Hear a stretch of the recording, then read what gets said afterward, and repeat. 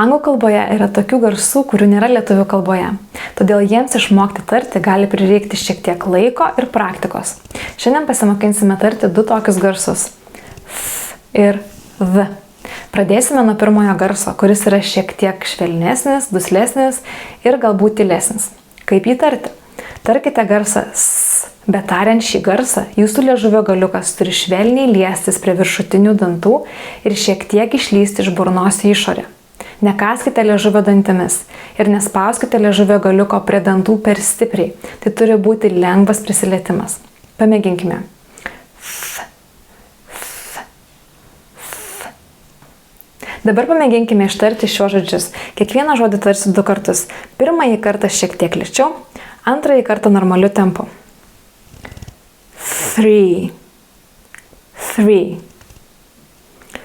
Thought, thought. Booth, booth.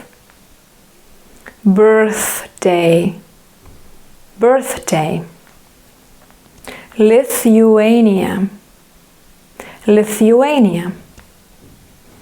Think, think. Earth, earth. Na, o kaip tarti šį garsą? Tarkime garsą z, bet jūsų liežuvio pozicija burnoje yra ta pati. Tai jūsų liežuvio galiukas švelniai liečiasi prie viršutinių dantų ir šiek tiek išlenda iš burnos į išorę. Bet kai tarsite šį garsą, paprašysiu uždėti savo delną ant gerklės. Pamėginkime. V, v, v. Ar jaučiate vibraciją ant delno? Taip, nes tai yra skardusis garsas ir jį tariant mūsų balso stygos virpa. Dabar pamėginkime ištarti pirmąjį garsą. F, f, f.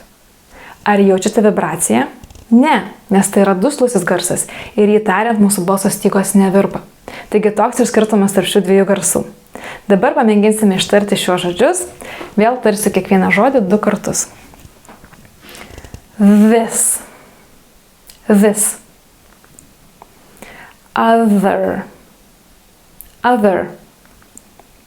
They, they. Mother, mother. With, with. Together, together. Feather, feather. Jeigu iš pirmo karto jums nepavyko, nenuleiskite rankų ir praktikuokite toliau. Jeigu vis dar girdite save tariant vietoj 3, 3 arba 3, arba jeigu vis dar girdite save tariant vietoj this, bandykite dar ir dar kartą. Kartokite šios žodžius paskui mane, atsisukite šią pamoką atgal ir žiūrėkite ją dar kartą. 5 ar 10 kartų tiek, kiek reikės.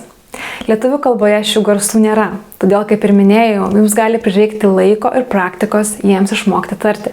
Lygiai taip pat, kaip treniruojant bet kurį kitą kūno raumenį. Juk per vieną naktį stebuklingai mūsų raumenys nesutvirtėja, ar ne?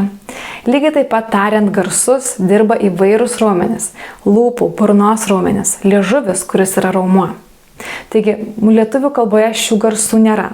Jūs anksčiau jų netarėte, todėl jums reikia įprasti prie naujos liežuvio pozicijos burnoje. Nes lietuvių kalboje mes neiškišame liežuvio kalbant, ar ne iš burnos, o anglų kalboje tą reikia daryti. Taigi, skirkite daugiau laiko, praktikos, praktikuokitės, tai tik laiko klausimas, jums tikrai pavyks.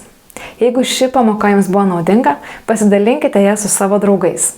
O jeigu norėtumėte daugiau pagalbos mokantis anglų kalbos, parašykite man žinutę.